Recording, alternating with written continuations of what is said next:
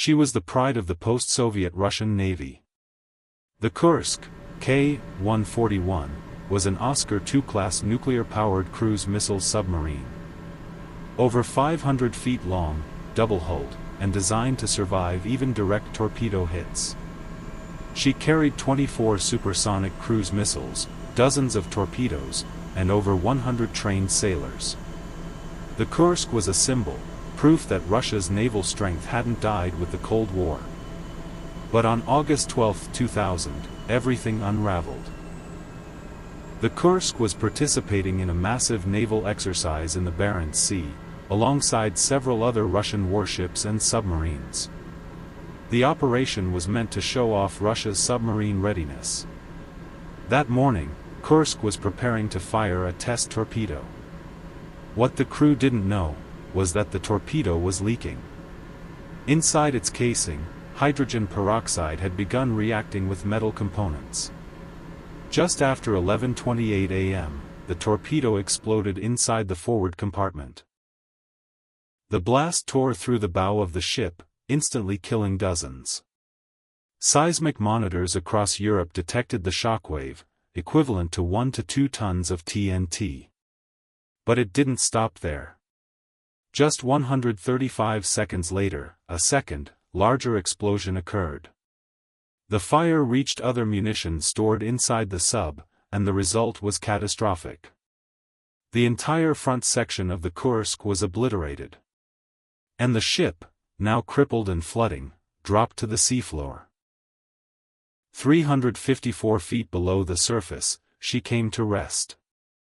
The world had no idea what had just happened. But on board, some of the crew were still alive, trapped in the darkness, and waiting. 23 men survived the second explosion. They moved quickly, crawling through smoke, debris, and rising water, to reach the aft compartment. It was one of the few sections still sealed, still dry. There, in total darkness, they waited. No lights. No engines.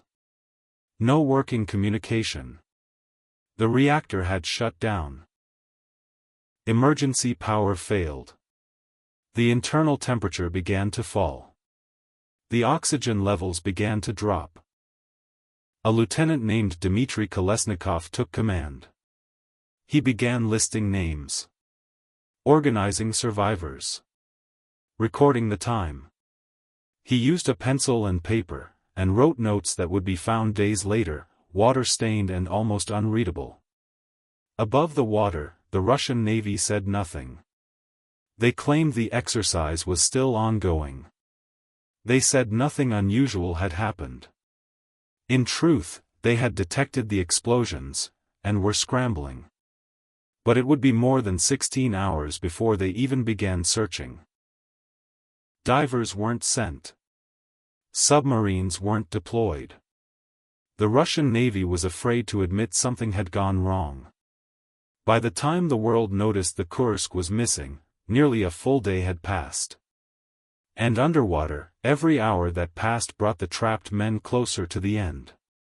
The watertight seal was beginning to weaken. A fire had broken out in the compartment's generator room. Carbon dioxide levels were rising. The men wrote notes to their families. Some tried to pray. Others likely sat in silence, waiting for a sound, any sound, that rescue was coming. But no one came. As the hours ticked by, pressure began to build, both inside the submarine, and across the world. Day 2. Russian naval officials finally confirmed that Kursk had gone silent. They said communication was lost. That everything was under control. But nothing was under control. The Kursk was lying broken at the bottom of the Barents Sea, 354 feet down, with 23 men alive in the dark. British and Norwegian rescue teams immediately offered help. They had modern submersibles, deep-sea diving bells, and trained rapid response units. But Russia said no. They refused all foreign aid. "We don't need help," one admiral said on national television. Everything is proceeding as planned. But under the surface, time was running out. Oxygen levels in the aft compartment had dropped dangerously low. Saltwater mixed with battery acid, releasing toxic gases. A small fire burned out the last emergency lighting. Men began to collapse from hypoxia, unable to breathe. Still, the Russian government delayed. It wasn't until day 5 days after the explosion, that they allowed a Norwegian team to approach the wreck. By then, the damage was done. Divers used mechanical arms to knock on the submarine's hull. No response. They tried again. And again. But the deep answered with silence. On August 21, 9 days after the Kursk sank, divers finally opened the escape hatch. Cold seawater poured in. Inside, they found bodies floating in darkness, crewmen still wearing life vests. They had been alive for at least 6 to 8 hours after the explosions. Maybe longer. But no one reached them in time. And just like that, all 118 aboard were gone. When divers entered the wreck, they didn't just find bodies. They found messages, handwritten in the dark, in the final hours of life. In a pocket, folded carefully in plastic, they discovered a page written by Lieutenant Dmitry Kolesnikov. The note was short. Calm. Precise. It confirmed what Russia had denied for days. There are 23 people here, none of US can get to the surface. He listed names. Time of writing. He wrote one final line. None of US can get out. And he signed it. The note wasn't smeared. It was clean, written under pressure, in the dark, with the end approaching.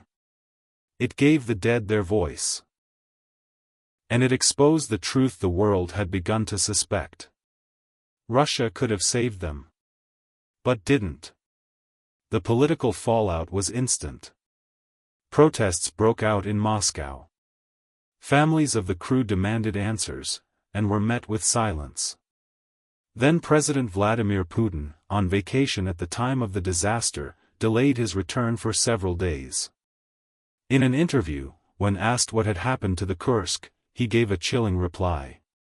It sank. That cold statement became a national symbol of indifference. The Russian Navy tried to repair its image. But the damage was already done.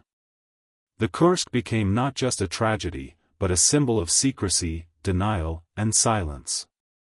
And her wreck still lay where she fell, a sealed grave of twisted metal and unanswered questions. For the world, it was over. But for Russia, the Kursk would haunt the sea forever. After months of public outrage, the Russian government made a decision no one expected. They would attempt to raise the Kursk. A full-scale salvage operation, deep in the Barents Sea. It would be one of the most ambitious deep-sea recoveries in history, and one of the most expensive. Russia didn't have the technology. So they turned to a Dutch company, Mammoet Smit. Massive cranes, submersibles, and lift systems were built to bring her up. But there was a problem. The Kursk had a nuclear reactor. And worse, the forward section, the site of the explosion, was too unstable to recover. So they cut it off. In 2001, they severed the destroyed bow and left it behind on the seafloor. What remained, most of the hull, including the compartments where the men had died, was raised to the surface. On October 8, 2001, after 14 months underwater, the Kursk finally emerged. A massive, rusted silhouette rising from the deep. The hull was covered in scars. Paint stripped by salt and pressure. Inside, they recovered 115 bodies. They were returned to their families. A funeral was held. Medals awarded. But there were still questions. The torpedo explosion was blamed on a leak of hydrogen peroxide, a volatile fuel known to be risky. Experts had warned the Russian Navy for years. But they ignored it. In the end, it wasn't just one malfunction. It was neglect. Delay. Pride. The Kursk didn't sink because she was weak. She sank because no one listened, until it was too late. Today, the remains of the Kursk's bow, the section left behind, still lie on the ocean floor. No plaque. No marker. No light. Just twisted steel and a silence 354 feet deep. The rest of the submarine was dismantled. Some parts were studied. Others destroyed. But the story wasn't forgotten. The families of the 118 crew members still gather each year. They light candles, lay flowers, and speak the names of sons, fathers, brothers, who never came home. A memorial now stands in the city of Murmansk, carved stone and iron, overlooking the sea.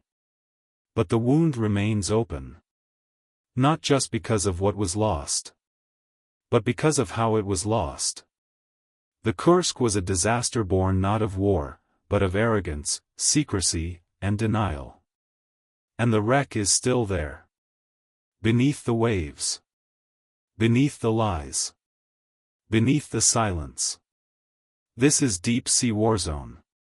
Subscribe for more cinematic warship stories, sunken wrecks, and the voices buried beneath the ocean. Because some ships don't just sink. They take the truth down with them.